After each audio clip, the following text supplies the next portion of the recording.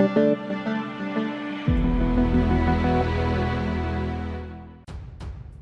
to hard reset Oppo Reno 10 Pro. Step 1. In the beginning, disable your mobile phone. Step 2. Next, push down the power key plus the volume down.